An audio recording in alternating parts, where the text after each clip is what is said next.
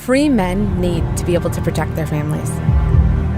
It's really sad to see people hurt, livelihoods destroyed, even homes destroyed, just to make a political point. Free men take action when churches face heartbreaking attacks. And while cowards stand idle, free men run towards the sound of gunshots when children are in danger. I'm so thankful for free men who stand ready with the tools of liberty.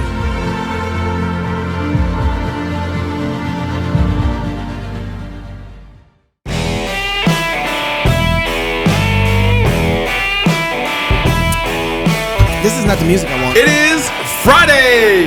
Welcome to Crosspolitic on the Fight Laugh Feast Network. Pastor Toby, Chalk Knox, I'm the water boy. And if you haven't already, you join the club, you get a discount, and you sign up to the Fight Laugh Feast conference at the Ark Encounter.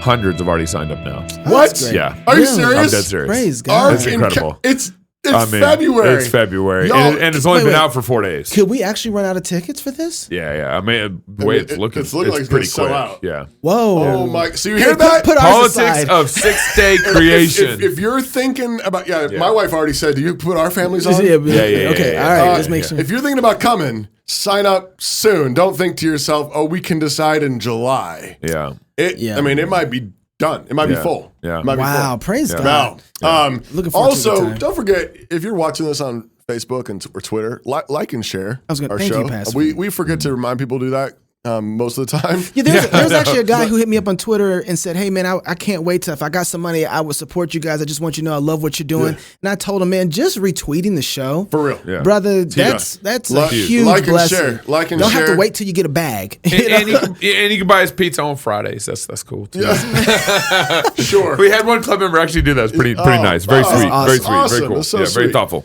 Dime Payments is a Christian-owned processing payment business. Every business needs a payment process system. So go to dimepayments.com/FLF. Infrastructure is what Sign that is. your business up today. That's right. Working with them actually supports us. They won't cancel you like Stripe canceled President Trump. They won't cancel you like MailChimp canceled Babylon Bee. Check them out. At least have a phone call. Tell them that Crosspolitic sent you. That helps us too. Go to dimepayments.com/FLF. Okay, so I hate to say this, but you're probably going to want to put your tinfoil hat on. Uh-oh. And then by the end of the show, you'll be taking it off. Oh. Really? Oh, maybe putting it on by the end I of was the show. gonna say, I don't know, man. Yeah, I don't know. The song I wanted to start out with was "It's the End of the World As We Know It." Yeah. R-E-N. Here we go. So the FBI director Yeah. ended up at the World Economic Forum What? this last couple weeks. FBI director, How did World Economic Forum. Why was he there? World Economic With my Forum. voice. I've been coaching all week, and so my I thought voice it was you is- talking to your lawyers and Well, praising that God for too. your I've been victory. talking all week on all sorts. Yeah. He's been praising the Lord. Yes, amen. Yeah, Christopher Wray Yeah. was at the World Economic He's the Forum. FBI director? Yeah, FBI director was Because it's very important that he needed to be there as Oh. FBI director. Yeah, and Federal Bureau of Investigations at the I don't. World Economic We pay Forum. him in America to worry To- about. to arrest Federal- pro-life activists. Well, I on was just thinking. I sidewalks was just thinking about and this. Raid Trump's house for classified documents And quietly go through Biden's home with permission because I don't know whose team he. and also visit Pastor Wilson from time to time. Have they come to your house yet? That's what we- Because you got No, documents too. I've been telling everybody I got classified documents. No, actually, they probably been through everything already. I just don't know. Well, you're going to find out by the end of the show. Yeah. That's Toby true. don't know where all this is going. He No don't idea know. where this is going. But when you have the FBI and they tell you that, no, I'm sorry, Hunter Biden's laptop is, it's false bogus. information. It's a bogus story.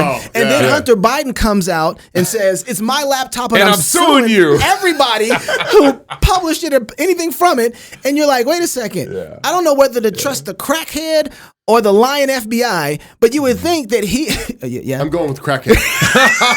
It's bad. I'm going with crackhead. It's bad My with a money's crackhead. on the crackhead. You would think he wouldn't be out there in That's Davos. funny. He would be here working through the mess that he's created with all this laptop business and these classified documents. But no, he's out in Davos. So here's his couple remarks that we want to kind of focus on. He was on a forum, a panel, and there's a bunch going on. But here's some remarks that we really want you to be aware of.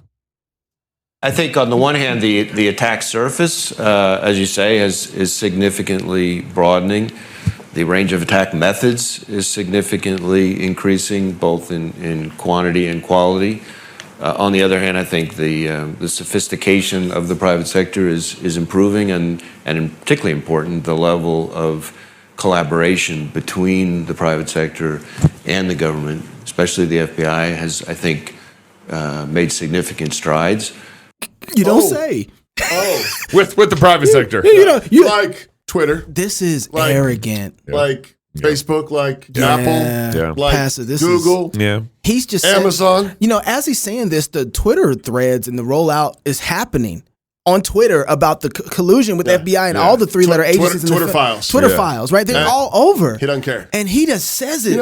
This is kind of like those cops with the body cams beating up Tyree.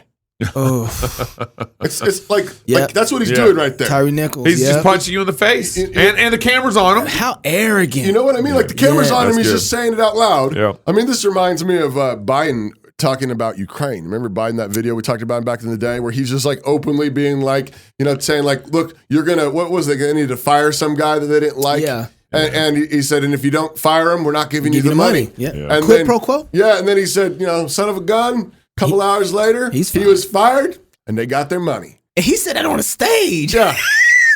In camera. Right there.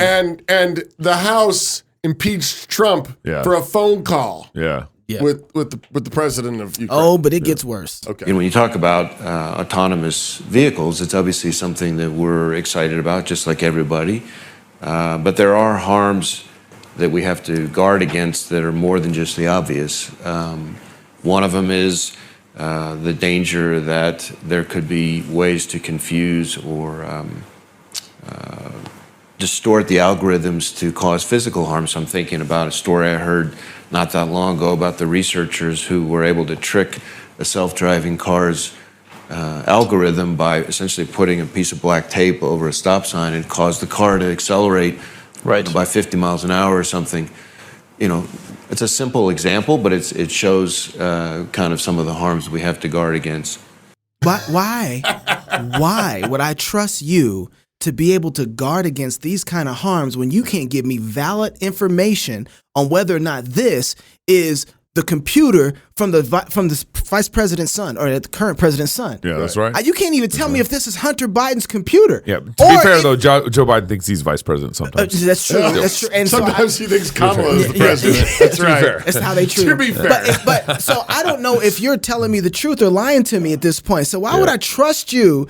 I'm better trusting the people who are hacking the system than I am trusting you, because at least I know what their intentions are. Right. That's right. At least I know what their intentions are. You remember that kid? I know their enemy. You remember that kid who hacked, or he figured out basically how to use the FAA tracking numbers or whatever to be able to track Elon Musk's airplane. Yep. And put on, and he had a tracking Twitter. Right. I trust that kid more than I trust this guy.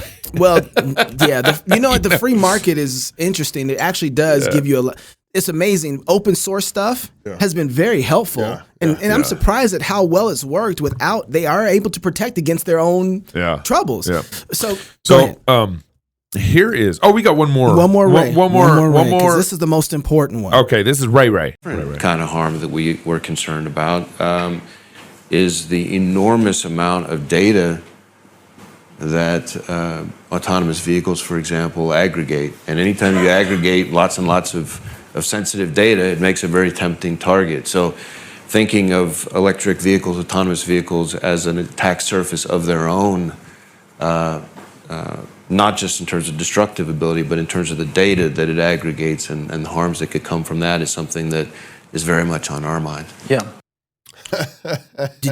So let me just tell you, when you're talking about this kind of, the level of data we're talking about is within seconds, terabytes. It's processing terabytes of it. And that's not even driving. So imagine a driving vehicle. Multiply. It's terabytes in seconds that it's processing, right? The cool thing about it is, though, is that God has given humans the capacity to make sense out of the world. That's what aggregating data is doing. Right. Even out of like a car driving by a stop sign. Right. And God has given the humans the ability to translate that All and to in make here. sense into some sort of data. It's pretty cool. I mean, in one sense. And right. and Ray, yeah. he's sitting up here talking about He's salivating. I want that data. we got to be able to protect. We need to control It's it. dangerous, Gabe.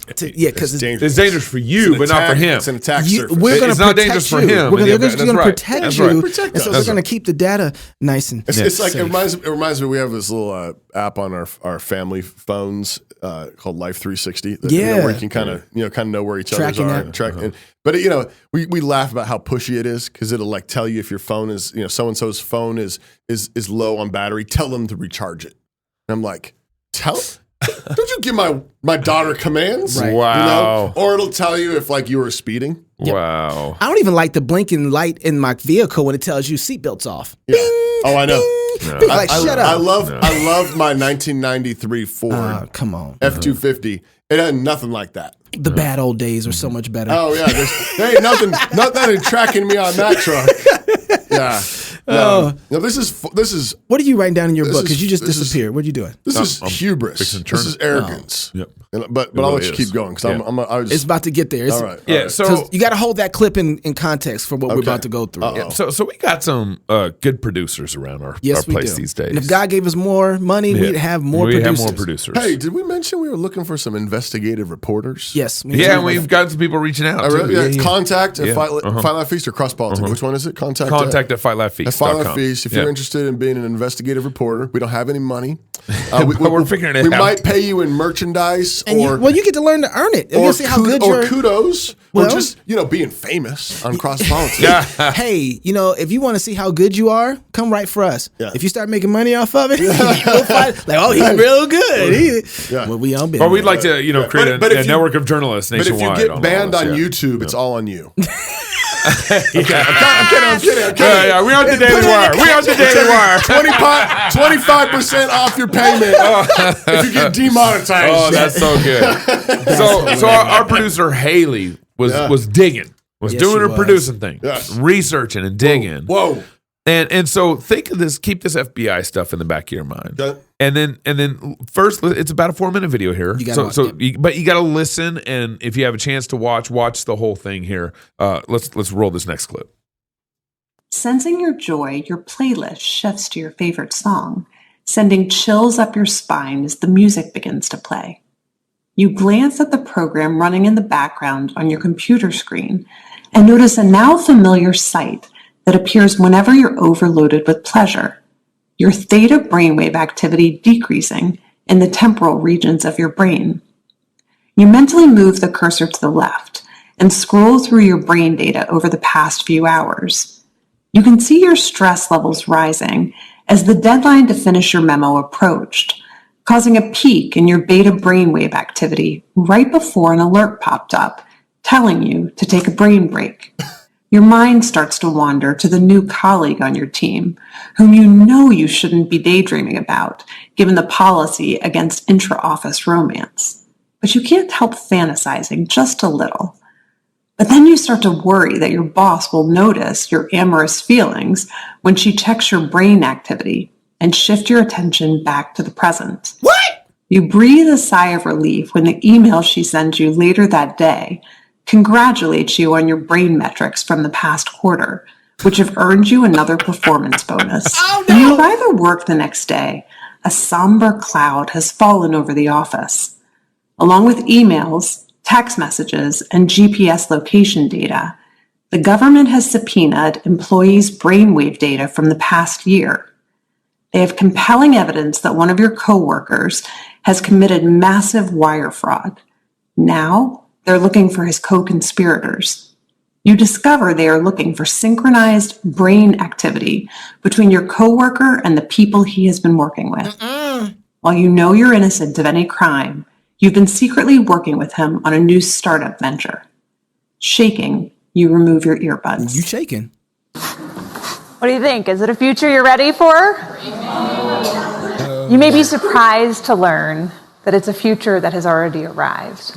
Everything in that video that you just saw is based on technology that is already here today. Artificial intelligence has enabled advances in decoding brain activity in ways that we never before thought possible. After all, what you think what you feel, it's all just data. No, it's not. Data that in large patterns can be decoded using artificial intelligence. We're not talking about implanted devices of the future. I'm talking about wearable devices that are like Fitbits for your brain. The newest way to monitor attention is through a device like this one. These are ear pods that are launching later this year. These ear pods, much like the video you watched earlier, are ear pods that can pick up brainwave activity and tell whether or not a person is paying attention or their mind is wandering. Okay, well, you might think, fine, but even if we can tell whether a person is paying attention or their mind is wandering, you can't tell what they're paying attention to. You would be wrong. It turns out that you can not only tell whether a person is paying attention or their mind is wandering, but you can discriminate between the kinds of things that they're paying attention to. Whether they're doing something like central tasks, like programming, peripheral tasks, like writing documentation, or unrelated tasks, like surfing social media or online browsing. When you combine brainwave activity together with other forms of software and surveillance technology, the power becomes quite precise. So what do we do with this? What do we do with technology that enables us to monitor brainwave activity for attention? Do we embrace it? Do we resist it? I believe that there is a pathway forward with such technology. We might soon even use the technology to help people wake back up. This is a haptic scarf that MIT Media Lab has developed, which uses brainwave technology in a responsive way to give a person a little buzz, literally, when their mind starts to wander, to help them refocus and hone their attention. I'm giving you the positive use cases because what I don't want the reaction to be is, let's ban this. Oh! Is your tinfoil hat on yet? We were working earlier. I took off my watch because, You're done with my that? Apple Watch. I was like, you know what? I'm just gonna sell it now. And it's not that. So I'm a tech guy. I love technology. And here's the crazy thing. I even like this technology. I love the technology. I love that they're able to do this. But the first thing that came to me, I was like, why do we have ectopic pregnancies still? Right. Wait. Right. You mean to tell me that you can know? They even say in here they can know your PIN number. So there's a way for them to read your PIN number. So if you have that technology on your head, wearable if you have that information stored in your mind, they can get to your PIN number. They can get. There's nothing that's off the table for them. And so I'm thinking to myself, so however long y'all been working on this and y'all been doing stuff, we can't save little babies through that have a woman who has ectopic pregnancy. Yeah, ectopic. Ectopic, sorry. Yeah. And so I was thinking, for me, it's like, okay, listen, this technology is amazing. This is some amazing stuff. They're playing God stuff here. So it's really scary. Right. But it doesn't have to be used in a wicked way. But I can't trust these kind of people, knowing what their intentions are, who don't have God and the right order of their loves, to use something like this for the benefit of man and for the glory of God. That is not a reality right now. Right. That's just not a reality. Right. These are the people who can't understand. We are barely getting out of the century at the time where we didn't understand individuals made in the image of God by the color of their skin. How insignificant is that, right? And we're having a hard time answering what is a woman. Right. Uh-huh. I don't know. I'm not a biologist. I'm not a biologist. Yeah. Right. But I am a Supreme Court justice. I'm going to do justice for you. And we're arguing about abortion. Right. Whether or not a baby is a human being and the woman has rights. And you want to talk to me about whether or not we should have things that can read people's brains. Right. And you have the power to govern over that? No. And you create brain metrics for performance bonuses, which is what they said in the video. So that they monitor your brain metrics at work, and then you get a bonus based on your brain metrics performances that week. Don't sign that contract. Well, here's the deal. They even said in the video that we know Crowder wouldn't. Well, maybe for the right kind of money. Anyway, but they already said in the video that most businesses are already using some version of monitoring. Crosspolitic is? No, we don't. No, there's another. So when you are, this is, I feel like, so an individual makes a covenant with someone to give them a certain amount of time to produce a certain amount of goods for them. if a person doesn't produce those goods in that time, then you can fire that individual. That's pretty simple, right? Like, what kind of world are we living in now where it's like, no, what I want to do is I want to put a shock collar on them. I'm going to monitor them. So that when they don't give me the hours or they're messing with their time in a way that I don't like, I can zap them and make them like a dog running to do their work. Right. Yeah, this is a materialistic worldview. It's mechanistic. It's an atheistic, materialistic worldview. This is Darwin. Absolutely. Right? This is, I mean, you want to talk about the politics of 6-day creation? Yep. Like this is a case in point when you reduce human beings made in the image of God to mere chemicals and impulses in the brain. Just data. It's just data. Yeah. Like that's, I mean, you said not true in the middle of the clip. And that's absolutely right. There's far more to us than merely these impulses, more than just these data points. But they're trying to reduce it all to what AI can analyze, and then I mean this is Minority Report stuff. I know that's where I was just about to go. I mean, in the video they're trying to track down someone who's committed a crime, but if you remember Minority Report, they're already they're trying to predict people who would commit a crime. And arresting them preemptively. So before you go to these other clips, Gabe, I got to say this. Remember when Pastor Wilson wrote a book? Was it last year it released, or a year before last year it released? I forget, the name slipped my mind just that quick. Ride, Sally, Ride. Ride, Sally, Ride. Yeah. And if you remember when I actually have access to your brainwaves, and it was coming out through and if you had access to my brainwaves, you wouldn't know the answer either. That's confusing.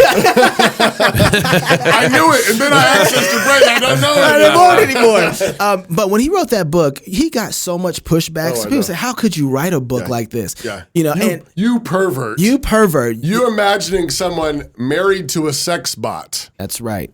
And nobody would do that. And giving the sex bot rights, like it's a human being, and somebody who chucks it into a dumpster where it gets crushed, or a car crushing machine, and then he's tried for murder. Brought up on murder charges. That's insane. That's crazy. You're crazy. Yeah. Months after I read that book, there was several articles that popped up about roommates fighting over a sex doll, and about a bunch of people started telling Pastor Doug, stop writing books about what might starting to come next. true.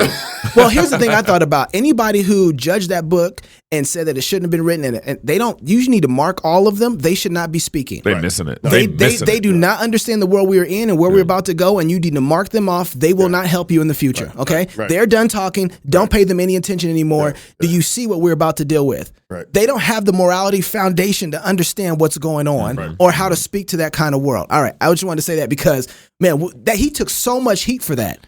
And he was dead right. But I think related to what you were saying, though, I mean, talk about turning sins into crimes. Yes. That's what this would do. Because they're monitoring your thought process. Oh, sure. And if the thought police, looking at their computer, comes in and says, we don't like what you said about President Biden in your mind. Yeah, you were thinking about pro-life things. Yeah, in your mind. Even simpler than that, you were thinking about stealing. Sure. Yeah. Right? All right. He's arrested. Yeah. Get him out of here. Yeah. You were committing murder in your heart against that person, right? Like, that's the second thing. So I agree with you, but it even goes so simple as like, but this finishes up. As you weren't giving me the work, right? That I thought I was paying for, and I don't like it, so now I'm going to zap you. Yeah. This is what happens though too when you play God. Yeah. So that's what's happening. We go back to the FBI talking about all the information they have. And what they're controlling and what they're trying to, whatever, take care of. They're playing God. Yeah. And this is what happens in a worldview. This inevitably happens in a worldview where you have rejected the existence of God. Yeah. It's not whether or not there's going to be a God. It's always which God is it going to be. Yeah. And it's either the living God, the transcendent God, or it's mankind, it's people, it's humanists. Yeah. And we have embraced, at least in terms of leadership in the West, an atheistic, materialistic worldview, which means now everybody's grasping for the power. Whenever anyone says, I think this is from Pastor Doug, I think he said, whenever you hear somebody denying that there's a God, you should always hear in the background them thinking about trying out for the position, right? Applying for the job. Yeah. It's because if there is no God, then we are the final arbiters of justice, truth, morality, technology, all of it. We are the final arbiters. And this makes people act and talk like this, with this kind of hubris, this kind of arrogance, because there's no God. Well, and she ain't done yet. Yeah. But before we turn the corner, on. we got a little ad read. All right. Well, ladies and gentlemen, today is the moment of decision. Now is the time to sign up for a club membership at fightlaughfeast.com. This year, Crosspolitic is dropping exclusive content into our club portal for club members only. Some of this content will include a Bible study series with me, a special with New St. Andrews President Ben Merkel, backstage content with many of our special guests along the way, and of course, all our conference talks. You can grab a club membership for just $10 per month. That's like 2 cups of coffee. Again, head on over to fightlaughfeast.com to get signed up today. And guys, every $10 counts. It really does. It really does. I mean, it's not that much. It's easy.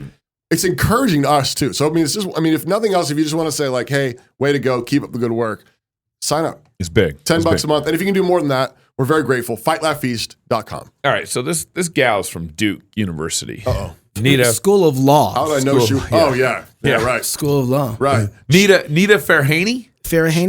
Farahany, whatever. Yeah. She and the new Supreme Justice, She's called herself a futurist. From Duke Law, futurist. Yeah. And so she's the girl that was the voice for that video and then one that came up on stage afterwards. Now she keeps going on. And so people in the audience they figure out like we need to ask some questions about government. Yeah. There is a ton of need for government rule setting in this. Yeah. Not to be pessimistic on it, but having worked in government and seeing the number of things that government needs to try and get ahead of, Right. I am pessimistic that government is going to be on this. Yes. If you were at, for instance, the World Economic Forum and you were speaking to leaders from across the globe right now, what would your advice be to them in terms of how to not F this up as this continues to go past? Thank you. It's an important question. So first of all, I think it's almost impossible to keep up with any kind of regulation with the rate at which the technology is advancing. This title, The Battle for Your Brain, refers to the book that I've written on the same topic. And in it, I propose this right to cognitive liberty as a default starting place. That gives, I think, all of us a starting place for how to think about it, changing the default rules to give people a right to self-determination over their brains and mental experiences. We don't have to wait for human rights to be updated to operate as if we have cognitive liberty. And the way we do that is by recognizing, if we start by saying people have a right to freedom of thought, a right to self-determination over their brain and mental experiences, and a right to mental privacy, then when you're in the workplace and you're deciding to monitor, you're going to monitor just for fatigue levels, even though you could capture and figure out, oh, this person has amorous feelings. You're going to do data minimization and best practices that respect the autonomy of the individual. You're not going to try to disrupt their thought patterns in order to make them more productive, recognizing they have you aren't going to do freedom of thought. You just aren't. And so I think it's about operating as if we have those set of freedoms and liberty in every way that it's rolled out in society. Oh, I feel a lot better. Well, in that case, give me one. Yeah. Give me the shot.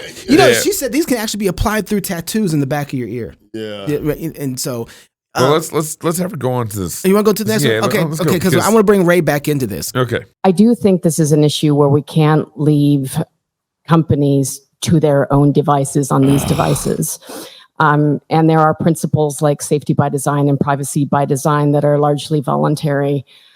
But we just can't be sure unless there are standards and regulations that these guardrails are going to be erected, because we're still in the era of moving fast and breaking things. And I loved that you had the positive use cases. And I was just thinking with the motor neurons and people who are disabled and could wear haptic suits and you could have sensation that you've never had. But I also work with women who experience technology-facilitated abuse as a form of coercive control. And most of that is low tech. It's text, it's love bombings, it's gaslighting. Think if a perpetrator got a hold of, can really coerce the brain.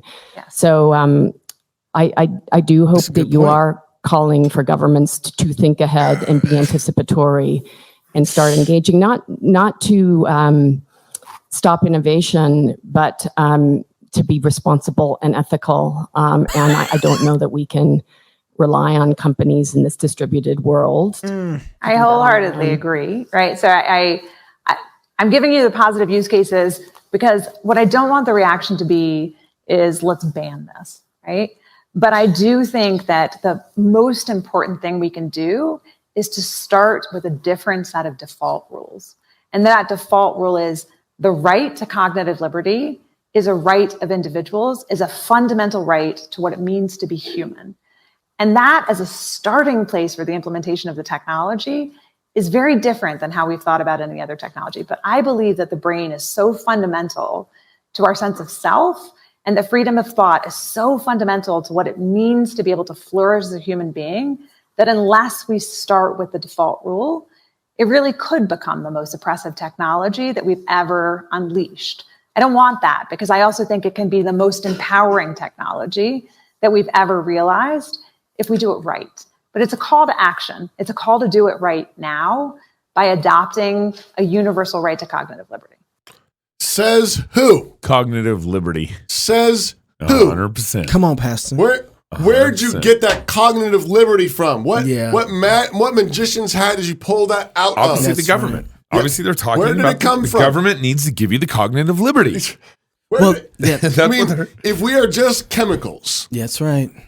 Who's to say cognitive liberty is the most effective way to get a human flourishing? Well, Pastor, what happens that's what you believe, but that's not what the Muslims believe. You don't understand. That's not what the Hindus believe. Well, no, that's not what Marx believed. That's not what Hitler believed. Pastor, you don't understand. Once we get enough of that, what'd you call it? Brain fuzz, whatever, chemicals together, all of a sudden morality comes up out of it that wasn't there when you. No, it doesn't. No. Okay. But also notice, like, why is she forcing her beliefs on us? She's doing that, is she? Right. But notice how they're scared for the companies to get access to this without government regulation. That's basically what she was. Right. She's like, this is what makes me nervous about it. Where's the standards? Where's the regulations before the companies lurch ahead of the government on this? This goes back to my point in the beginning. There's a couple steps before we ever get here. Right. You guys remember? I'm sorry. Go ahead. Finish it. A couple steps. I'm just going to repeat what I said before, but just a couple steps. If you can't figure out a person is made in the image of God, and his responsibility and duty is to be a man or a woman, however God made them, and to get married to the opposite sex and to have children, baptize those children, and raise them in the fear and admonition of the Lord. If you can't understand that basic principle, you will have a domino effect that will be astronomically destroying of the whole world. You can't govern these things. This is like, I feel the same way I feel about with drugs. I don't think the federal government should have the authority to regulate drugs. Period. Dot the end. And yet we don't have a people that's capable of knowing how to rightly deal with those things. Right. So in one sense, it's kind of like, I don't want them to outside of their operating sphere. That's not the sphere they're supposed to operate in. But yet we are slaves. Right.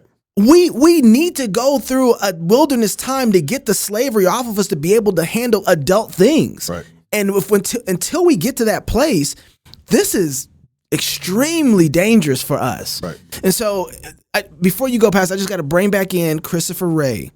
Remember, FBI director. He is Ray. He is do you remember how Twitter was working with the FBI and the government? Right. Twitter had an outside aggregator who gathered all the information. That's the thing I was just going to throw in there really fast. I don't know all the facts on this, but I remember seeing a bunch of reports that said, as the Twitter files were coming out initially, showing this collusion between the FBI telling Twitter who to ban and which people to censor and all the rest of it.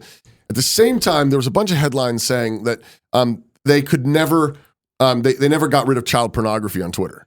Yeah, right. That's right. That's rampant pornography on Twitter. That's right.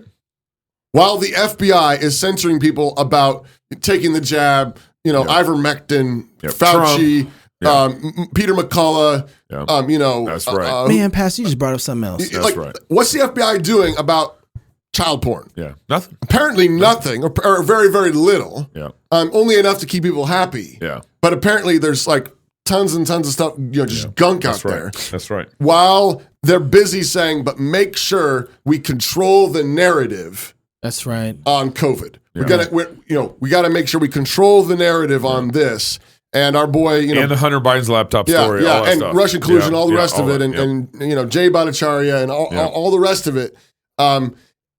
That's what FBI does. And you want this FBI in your head? You want this FBI up in your brain? Running, gathering all the information. Was it Mission Impossible? I forget which, some sort of like that where they put the chip in your head and then the chip could explode. It is Mission Impossible 3. Yeah. Yep. So there you go. Now that wherever you're at, they can just hit the button and that chip explodes. And you just kills you. Again, we just got done coming out of COVID. Right. And where they're forcing people to stay in their houses. Yeah. The government is. Even local government can't work. Doesn't work. Get a shot. Doesn't work. Wear a mask. Doesn't work. Right. Social distance. Doesn't work. Right. And then arresting people for singing psalms. That's right. Then, but notice this though. Notice the people who are asking the questions are the ones who are concerned about this. Right. But they're immediately saying, can the government get this? Like what they do with masks and jabs and, control this? Yeah, that is mechanistic. They think that if the government, which all the powers gathered there, if they had it, they're the highest moral ground. Because if you don't know Jesus, you're done. That's your savior. There is no liberty apart from God. If you don't know the living God who sent his son to die for our sins and rise from the dead, then when you're scared, you appeal to the greatest power you think exists. And that chip is your new chain. Yeah, that's what it is. Right, and so it's just more chains. You appeal to the God of the state, the Savior state. But the state won't save you. The state's what got us in this mess. Yeah. And we need to turn back to Jesus. And I think that's also that's the good news. Mm-hmm. Is that actually Jesus is on his throne? Mm-hmm. He is Lord. Yeah. These people are not. These crazy people are not. Yeah. There is that was ridiculous. I still think. I would love to see what godly, moral people use stuff like this for with people who have brain damage. Well, she mentioned the one gal asking the question about people that have brain damage or disabled. And I watched the whole 30-minute. Being able to restore some of that or give them... Or dementia. Imagine what... You put a memory chip of their memories from the past and it can communicate to their brain and it helps with dementia. There's actually some pretty interesting... And so I want to push back the other way saying Christians don't just see stuff like this and say absolutely not. Right. No. It's the same thing as the internet in general. Right. If you tell people 50, 100 years ago, they're going to be able to put movies and videos of anything and everything on the internet and send it around the world, everybody would immediately think of pornography. Absolutely. Yeah. Absolutely. They're going to take, they're going to take evil and they're going to spread it around the world. That's and they have. Yeah. But by the same token, we're able to broadcast all around the world. That's right. Preachers are able to preach the gospel. So many people have been saved. Share the gospel across the world. Podcasts, preaching, sermons, conferences, the truth, Bible studies. Huguenot Heritage here, but with Francis Foucault, they're translating resources into French. Which is, there's the same thing. Yeah. We need to be thinking the same thing in terms of this kind of technology. How can we use it for God's glory and good? It needs to be massively reoriented to a creationist worldview. Yes, that's right. Not an Trinitarian worldview, not an atheistic materialistic worldview, but one that understands that there is a God in heaven, that he sees all things, he rules over all things, his word we're in submission to in all things. And then because of that, how can we use this technology to bless others? If so many Christians are concerned about the World Economic Forum getting off on them, we need to be more concerned about us getting off on the World Economic Forum. For real. You know what I'm saying? Yeah. Where's the Christian Economic Forum? It's you know what? Well, I want to have the kind of people that come in and say you know what? This is how the curse is destroyed. Right. This is part of the way of one of the enemies is coming under the submission of Christ's feet. All right. How does the gospel apply here? How do we do that? That's the kind of attitude that we need to have about these things, and not a fearful posture and say, you know what? The wealth of the wicked is stored up for the just. Okay. Are you just? Right. Are you operating in that way? And let's be more concerned about them being concerned about us than we are concerned about them rubbing off on us. And you can build with the trowel in one hand and a sword in the other. Come on now. You can build and fight. You be laying bricks, building, but we need to be building. Don't just be sitting there paranoid that you're going to get attacked by the crazy brain readers. Is there another video? We're on. That's it. All right then. It's time for the Crosspolitic Weekly Wrap Up. It is. It's so close. He tried.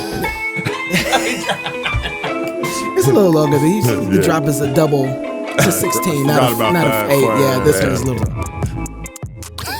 Last Friday, we watched a Florida representative try to launch her own presidential campaign by denouncing Ron DeSantis' blatant racism and white supremacy by canceling an AP Black History course that was teaching queer theory. DeSantis has also banned pornographic books in Florida, and at least one teacher announced on one news station that he had to cover up a whole shelf of books in his classroom. And we were all wondering, what kind of books has he got under there? I still want to know. The police checking on that? On Monday, we covered Tyree Nichols' beating and death, and we discussed principles of biblical justice, the necessity of getting all the facts, 2 or 3 witnesses, and the difference between accidental manslaughter and intentional murder. Intentional murder requires the death penalty, but accidental death does not. We also watched some of the immediate responses to Nicole's death, including one pastor who said that this death was yet another proof of systemic white supremacy. We also pointed to KFC white meat and chicken tenders as proof of pervasive white supremacy That might be true, though. America. That might be true. You too? Oh! On Tuesday, we had the great Crosspolitic showdown discussing and debating the Steven Crowder versus Daily Wire brouhaha. You got to go back and listen to that show. I don't know what you guys thought, but I thought our discussion of those events was the most even-handed, biblically based, non-biased, or sensational takedown of the whole thing. That's kind of biased. It's still of you. not over. My favorite part of the show was when Gabe got down on his knees and proclaimed that Knox and I were right about everything. You guys remember that part? No. Okay. On Wednesday, we got to break national news about Gabe's federal lawsuit we did. against the city of Moscow officials who wrongfully arrested and detained him and Sean and Rachel Bonet back in 2020 during a psalm sing protest. If you missed that show, go back and watch it. You don't want to miss it. We talked to Gabe's lawyer. Turns out the goobers who wrote the masking law explicitly exempted First Amendment protests. But when those protests did not include burning down police stations or shoplifting, the same goobers ordered the police chief to start arresting people for singing psalms outside of City Hall. It's true. It's true. But it's true. That was illegal. And the judge said so, and we're very grateful to God for the vindication. Praise and we'd God. encourage you to keep praying for the outcome of the settlement that remains to be done. Pray for justice in the settlement, the kind of justice that would truly do biblical restitution and teach our city an important lesson, protecting our neighbors' First Amendment rights in the future. We want this for our neighbors. That's right. We want their First Amendment rights to be protected.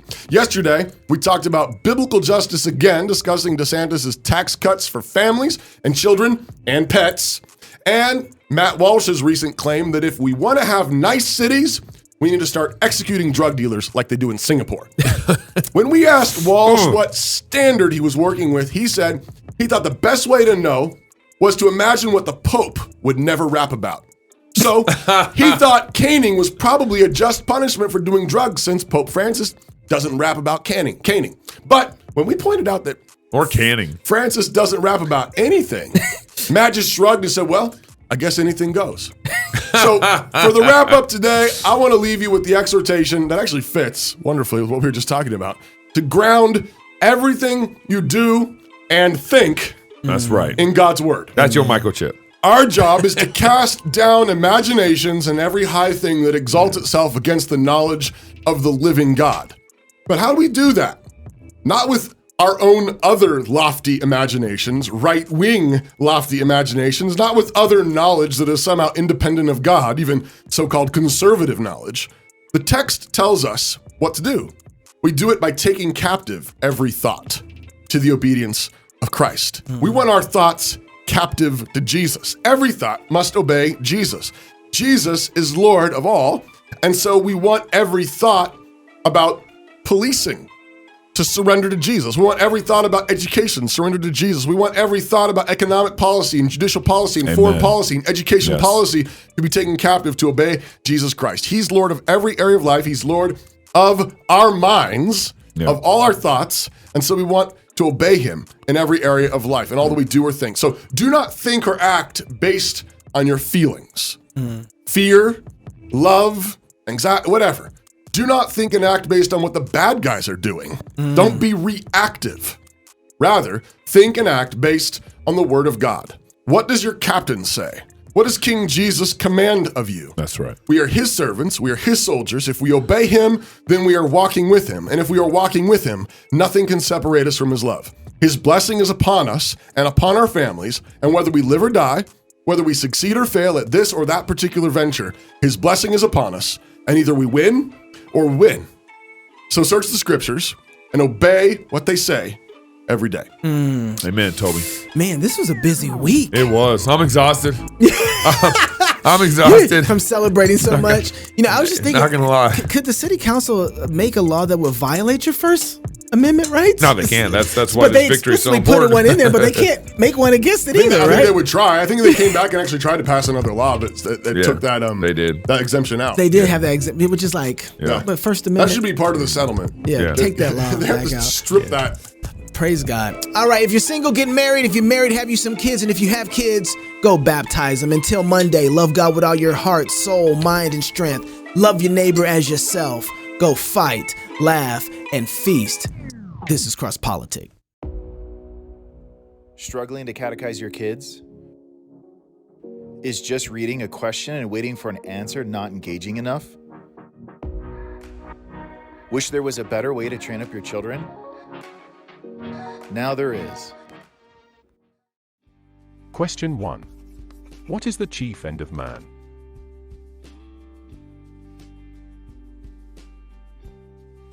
Answer. Man's chief end is to glorify God and to enjoy Him forever.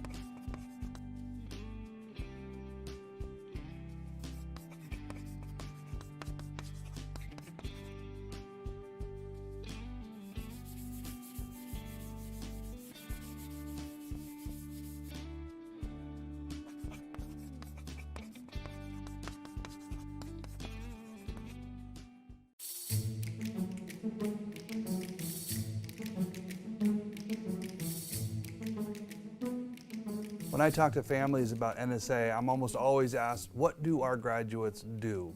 The short answer is that NSA grads end up in a wide variety of disciplines: founders of businesses, filmmakers and producers, doctors, writers, marketers, financial experts, lawyers, teachers, pastors, consultants, software developers, and more. And it's a good question, but there is something that we need to talk about when it comes to this question. It shows how much our society has bought into the idea that a college degree is primarily about certifying you for a particular job.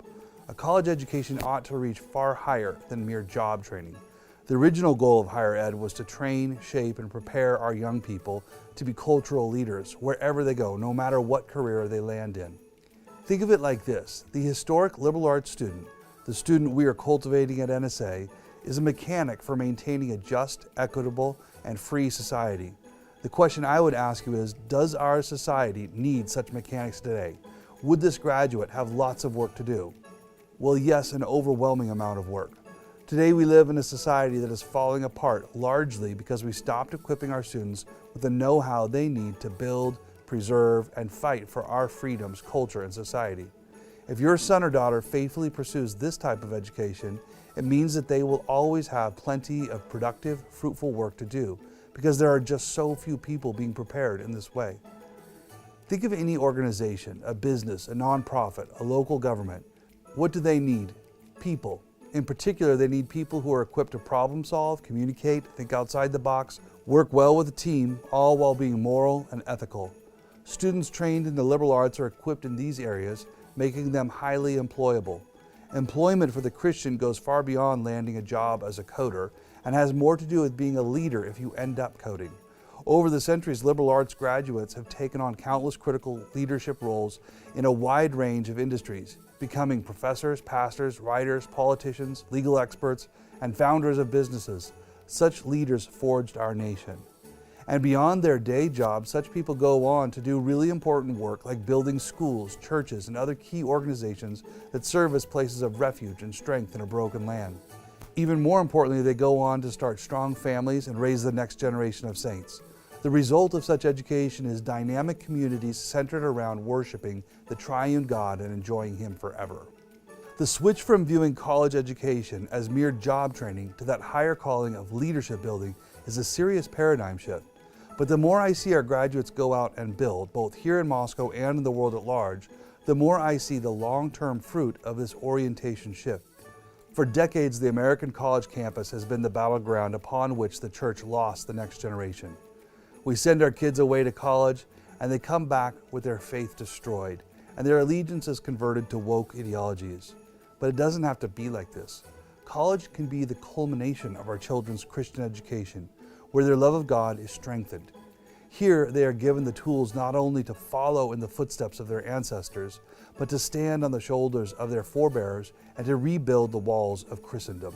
For this reason, New St. Andrews was founded, and for this reason, we continue to gift our students with the liberal arts so they can reach their higher callings. To learn more, visit the link in this post, and as always, I'd love to chat if you want to learn more.